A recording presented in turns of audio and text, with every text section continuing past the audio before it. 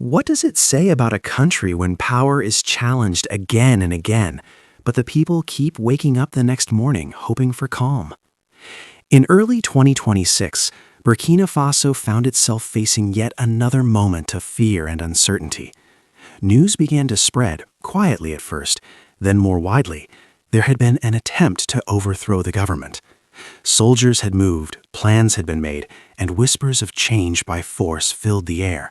But by the time most citizens heard about it, the message from authorities was clear. The coup attempt had failed. For many people in Burkina Faso, this announcement did not come as a shock. Instead, it felt like a sad repetition of a story they already knew too well. Over the past years, the country has experienced coups, counter-coups, and attempted coups, each one leaving scars on the nation's confidence and stability. The failed coup of 2026 was another chapter in a long and painful political journey. According to the government, security forces uncovered the plot before it could fully unfold. Several people were arrested, including those believed to be at the center of the plan. Officials said the intention was to remove the current military leadership and replace it with a new power structure. How close the plot came to success is still unclear, but what is certain is that it reminded everyone how fragile the situation remains. At the time of the attempt, Burkina Faso was under military rule led by Captain Ibrahim Traoré, who himself came to power through a coup in 2022. His rise was supported by many citizens who were frustrated with growing insecurity and felt previous leaders had failed to protect the country from armed groups. But support for military leaders does not always last, especially when daily life remains difficult. Burkina Faso is a country struggling with many problems at once. Armed violence has spread across large parts of the territory, forcing millions of people from their homes. Schools have closed in some regions. Farmers fear going to their fields. Roads that once connected communities now feel unsafe. In such conditions, trust in leadership becomes very fragile, and divisions inside the army and government can deepen.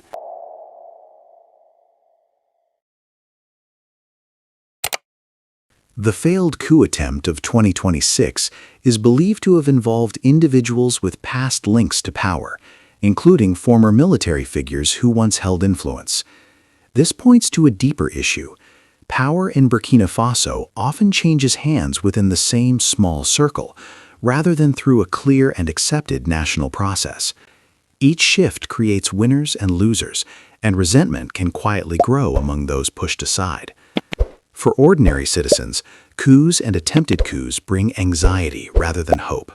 When rumors of unrest spread, people stay home, markets slow down, and parents worry about their children's safety. Even when a coup fails, the emotional damage lingers. People ask themselves how long the country can continue like this, always balancing on the edge. Many Burkinabe express exhaustion. They want stability more than slogans. They want leaders who focus on security, food, jobs, and schools, not constant power struggles. Each failed coup shows that some forces are willing to risk chaos to gain control, and that reality makes true peace harder to reach.